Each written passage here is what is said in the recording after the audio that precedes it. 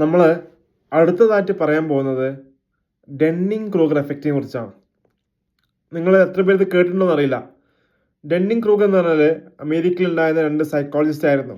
അവർ കുറച്ച് ആളുകൾ നടത്തിയ പഠനത്തിൻ്റെ ഭാഗമായിട്ട് അവർ പ്രപ്പോസ് ചെയ്യുന്ന ഒരു ന്യൂ കൊഗ്നിറ്റീവ് ബയാസ് ടേമാണ് ഡെന്നിങ് ക്രൂഗർ എഫക്റ്റ്.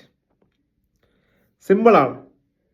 ഒരു വിഷയത്തെക്കുറിച്ച്, ഒരു പർട്ടിക്കുലർ വിഷയത്തെക്കുറിച്ച് കാര്യമായിട്ട് അറിവില്ലാത്ത ഒരാൾ എനിക്ക് നന്നായിട്ട് അറിയാമെന്ന് ഓവർ എസ്റ്റിമേറ്റ് ചെയ്യുന്നൊരു ഒരു തരം പ്രവണത ഉണ്ട്.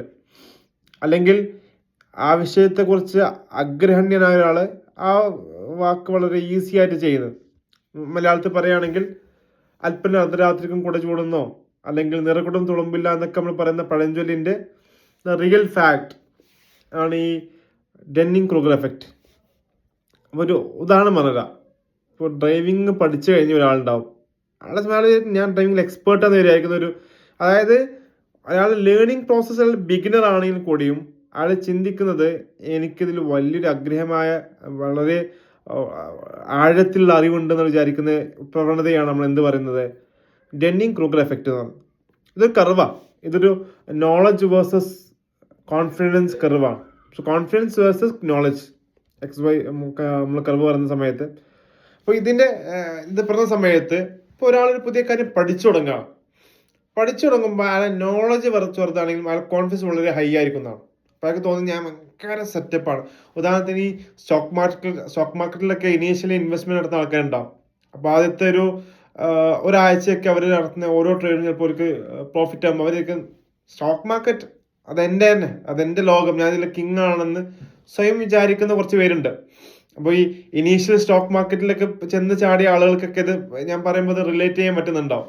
അപ്പോൾ അത്രക്കും സിമ്പിളായിട്ട് കാര്യങ്ങളെ കാണുകയും ഇതിന്റെ പഠനത്തിന്റെ ആദ്യ ഭാഗത്ത് ഞാൻ ഇത് വലിയ എക്സ്പേർട്ട് ആണെന്ന് സ്വയം ചിന്തിക്കുകയും ചെയ്യുന്ന ഒരു പ്രവണതയാണ് ഈ ഡെന്നിങ് ക്രൂഗർ എഫക്റ്റിലെ ഫസ്റ്റ് ഫേസ് എന്ന് പറയുന്നത്.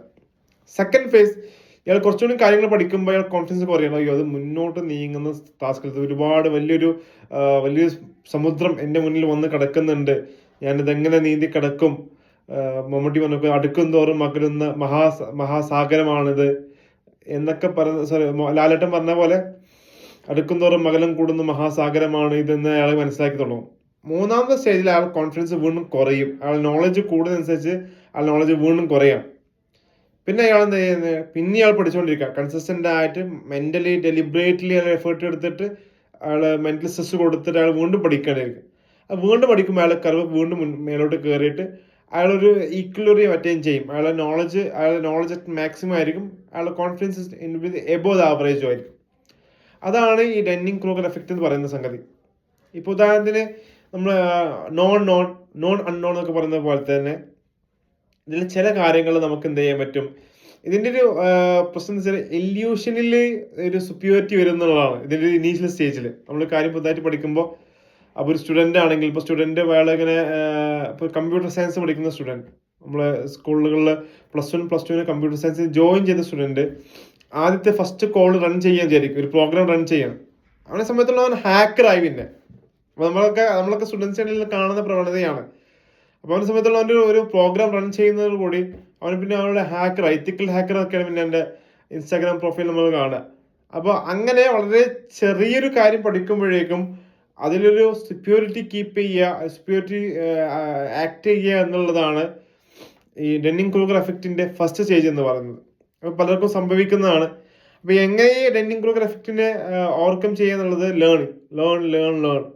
നമ്മൾ നിരന്തരമായി പഠിച്ചുകൊണ്ടിരിക്കുക, കാര്യങ്ങളെക്കുറിച്ച് അറിഞ്ഞിരിക്കുക, പിന്നെ ഈ ചെറിയ ചെറിയ കാര്യങ്ങൾ വെറുതെ അഹങ്കരിക്കാതിരിക്കുക എന്നുള്ളത് തന്നെയാണ് ഈ ഡെന്നിങ് ക്രൂഗർ എഫക്റ്റിന്റെ. ഞാനൊക്കെ ഡെന്നിങ് ക്രൂഗർ എഫക്റ്റിന്റെ ഒരു സ്റ്റേജ് കടന്നു പോയ ആളാണ് കേട്ടോ, അങ്ങനെ തന്നെ പറയാം.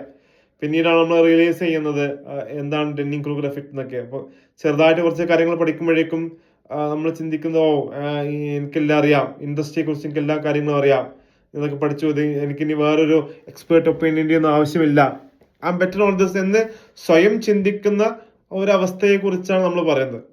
അപ്പോൾ അങ്ങനെയൊക്കെ ആളുകൾക്ക് സംഭവിക്കുന്നുണ്ട് എന്നുള്ളത് തന്നെയാണ് യാഥാർത്ഥ്യം. നമുക്കറിയുന്ന ഒരുപാട് ഉദാഹരണങ്ങൾ നമുക്ക് ചുറ്റുമുണ്ട്.